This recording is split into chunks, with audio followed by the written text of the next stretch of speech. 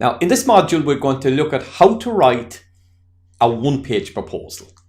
Now, in the proposal, which is normally a 70-page document, you have part A, which is the name, address, emails, budgets, and so on. And then you have part B, which is made up of the excellent science.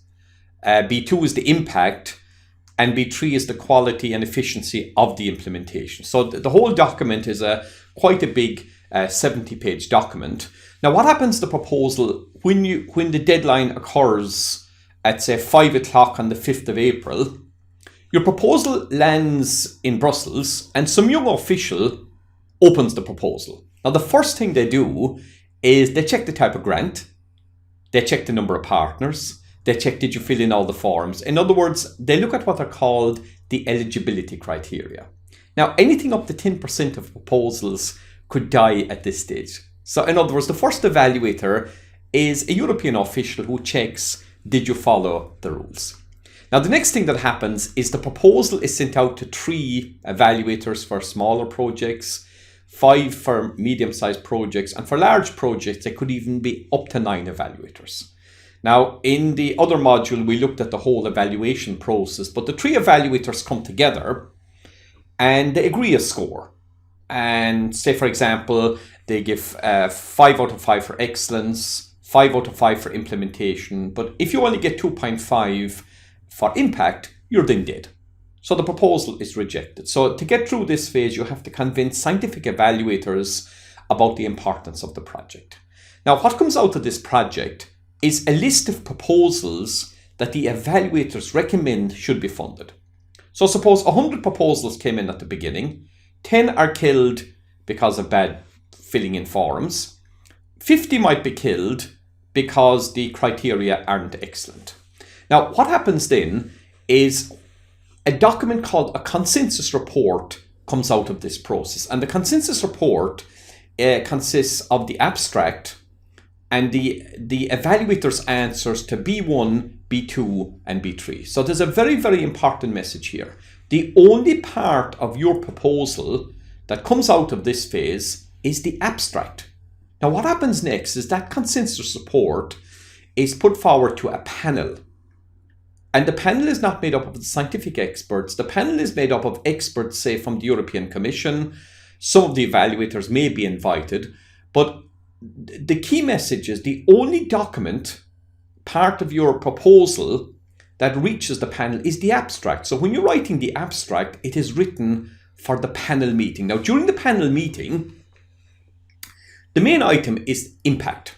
What is the impact of this project on European policies? So if you have 5 projects with a score of 14 and there's only money for one of them, they're not going to discuss the science.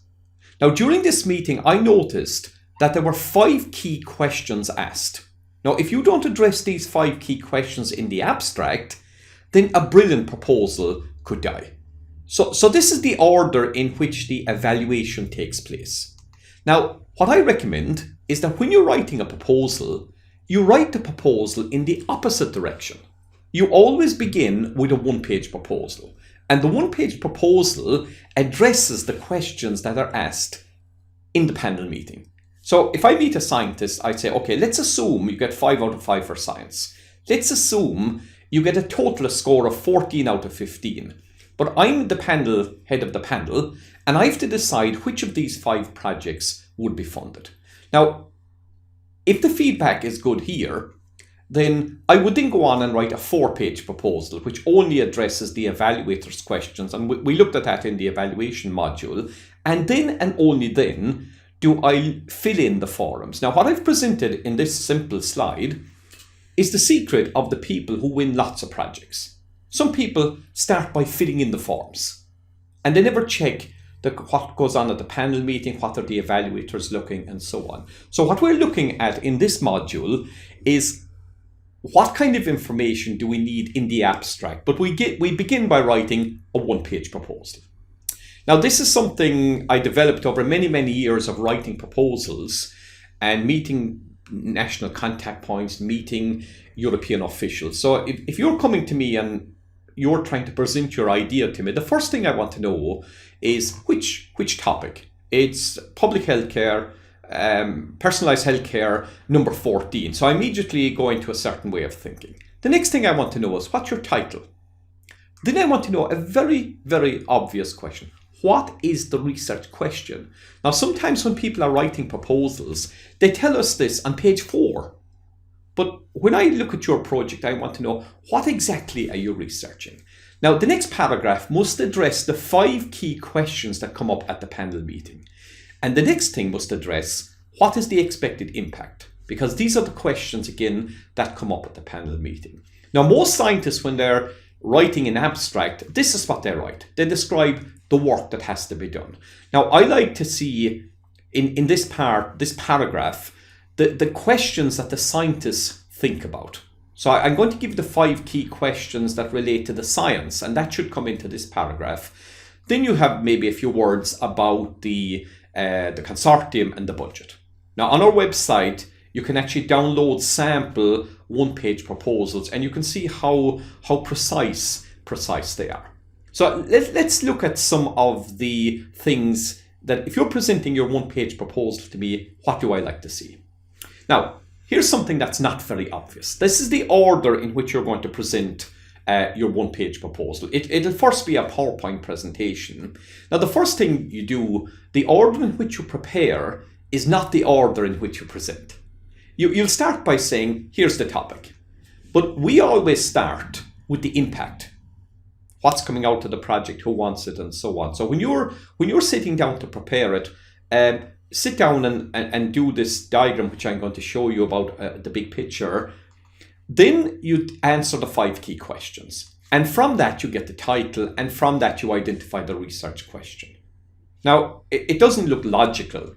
But after over 150 proposals, just trust me, this is the correct way of doing it. And then you can tell me what you're planning to do. Who's in the consortium and who's in the budget. Now, impact.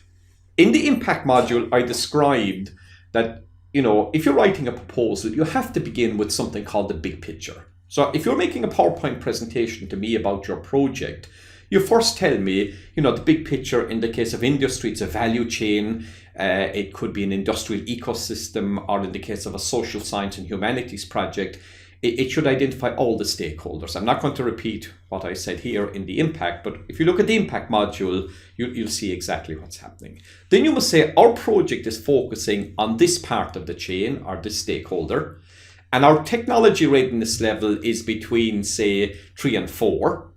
So in this project, the end user is the ultimate beneficiary, the ultimate person that will benefit from this research. But this project is focusing on producing results that is relevant to somebody like a company looking for a technology, or a policy group looking for data, or a standards body looking for factual data for their standards. Now, this is what we covered in the impact module. So when you come to me, the first slide I want to see is the big picture. And I want to know what exactly is coming out of your project. If we give you €3 million and in 3 years' time I come back, what will be on the table? Will it be a piece of software, data? Will it be a graph? Will it be a report? Will it be a prototype? And the next question I want to know is, who wants that? Who's excited about that result? Now, if nobody's excited about that result, then why should we fund you? We call this person the lead user. It could be called the next user or the first user. And the key thing I want to see is, have you that partner in your project? And that's the partner that should write the impact part of the proposal. Now, the title. Here's some examples of titles. Now, normally I give courses to technology, life sciences people. So I decided to pick social science titles so that even if you're not a social scientist, you can understand the title. What do you think of this as a title?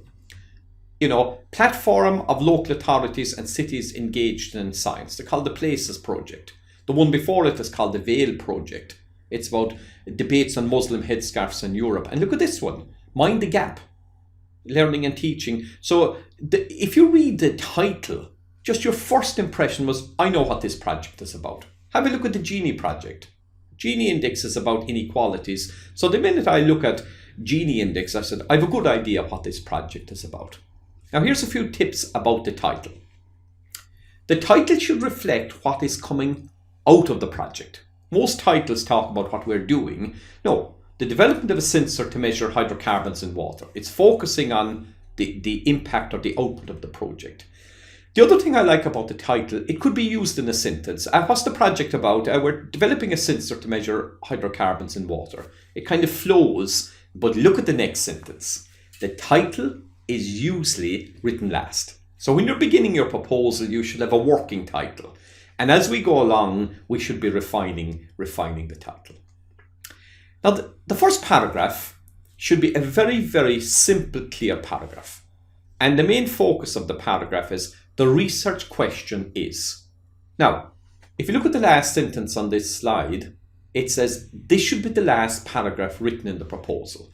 Now, again, you have a working version, but remember, the evaluator picks up your proposal, and this is the first paragraph that they're going to read. So when we're finished the whole proposal, we could spend a lot of time refining this paragraph and really perfecting it. And you must think at that moment of when the evaluator picks up the proposal, they read the paragraph and they say, I know exactly what they're doing. Now, here are the 5 key questions. This should be the second paragraph of your abstract, or when you're presenting to me, the second PowerPoint slide of your PowerPoint presentation. Now, if you're giving a presentation, and I'll use an example, a person developing technologies to help people with dementia. Why bother? How big is the dementia problem? You know, there are 386,000 people in Europe suffering from dementia. It's growing at 5% per annum with the aging society. It's not a national issue, it's a common European issue, and it has been identified as the European Union as a priority area and a huge challenge for the future. So your first opening paragraph must give me facts and figures, not theory. A lot of people writing science, if you read abstracts they're more like a lecture. Now here, you need to sell the concept to me. Now this is a very obvious question. Are you telling me that nobody has done this before? The technologies on the market today are adapting sensors to existing products to help people with dementia. What this project is about is integrating the sensor into the product when it's being manufactured. So in other words, tell me what is the difference between what you're doing and what's already out there. Now the next question is, what would happen if we didn't fund you? In other words, is this an interesting project? Is it an important project? Or is it an urgent or critical project? So if I have to make a decision between 5 projects, I'm always going to go for one that's urgent. So I want you to give me facts and figures of why this is important today. Because I'm saying to myself, what would happen if we delayed it for 5 years? Would anybody notice? And the last question is, what are you building on? Are you the right people to get the funding? Is it something that you're already doing? Just give me a sentence on the kind of work that you're doing already. Now, these questions look very, very simple, but I guarantee you it will take you an hour, 2 hours to come up with a real precise answer. Now, I don't want theoretical work. I want facts and figures to support everything you're showing here. And in the book and on my website, you'll actually see examples of these. And I've interviewed scientists, and it has taken well over an hour of really tough interviewing to come up with a paragraph like this. Now, in the scientific part, now this is also if you're writing an ERC project, but in a normal research project, in the section about what you're trying to do, I want to know what new scientific knowledge. Now, this is more the scientific side, it's about the 4th paragraph. What new knowledge is going to come out of this? Is this an area that Europe could lead in science? Is it really beyond state of the art? Now, a lot of people put in a general statement. Now, suppose now, by pure coincidence, you got an evaluator who's the world's expert on this subject. Suppose I'm the person that wrote the book on the area that you're putting in the proposal. You better convince me that what you're doing is beyond state of the art. So can you see when I'm writing, I'm thinking of the evaluator like this. Now here is the killer question. Why wasn't this done before now? Sounds like a simple question. I'll guarantee you it will keep you awake for a long time. I've seen scientists spending weeks and weeks trying to get a sentence to answer that. Now this is the question that is running around the mind of the scientific evaluator. You know, I've heard this before. Why wasn't this done before now? There's no question in the proposal asking you that. But if you don't address that question in the abstract and in B1, the evaluator will say there's nothing novel about this. And the last thing, from a scientific point of view, again, what have you done on this science? Are you building on something, or is this complete new idea that you have? So here we are. So if you're going to present, give me a PowerPoint presentation, the first thing I want to do is I want you to come in, take these headings, and stand in front of an audience and make the PowerPoint presentation. And these are exactly the headings. Now, in the course, I provide you with a template. You don't need one. You can make your own one. But what I'd like to do is, when you come in, just follow this guideline. Now, how you prepare it is different, but this is what I want to see. Now, what we found in practice is that the first time you come, it'll take you 20 minutes. And some people it takes 40 minutes to go through it. And I ask questions like, why bother? Why should Europe fund it? The key questions. And from that interview, you find, oh, I see how he's thinking. Because what I'm doing in this proposed clinic, as we call it, is I'm acting as an evaluator who's having a conversation with you. Now, remember, when you're writing the proposal, there's no opportunity to talk to the evaluator. Now, what we found is that people take this workshop, it could go on for 1 hour. In one case, it went on for 3.5 hours. And that was the example I included in the notes, the Icelandic marine project. Now, what normally happens is that you're then invited back to represent the proposal. Now, in this case, you'll have the 8 slides, and in many cases, it's presented in 5 minutes. Now, sometimes you might go through another iteration, but can you see what I'm trying to do? Is I want you to focus on the selling points of the proposal, not just giving me a lecture on what you're doing. And from that, you would typically get it down to 1 page. And that's the document in that you use to invite partners in. And in the consortium meeting, the first meeting of the consortium, when we're writing the proposal, these are all the things that we do. And finally then, when you're submitting the proposal, it becomes the abstract of the proposal. Now, in one case, we were writing a proposal in Brussels, and 8 partners were sitting around the table discussing a proposal. And after 2 hours, we were actually more confused. So what we did is we took this 1-page model, and we spent 1.25 hours discussing these points. We printed it out 3 times, and when the proposal was funded eventually, every single comment that came from the evaluation came from these points.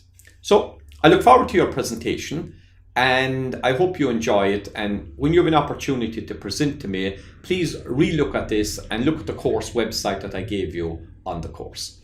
Thank you very much. Bye for now.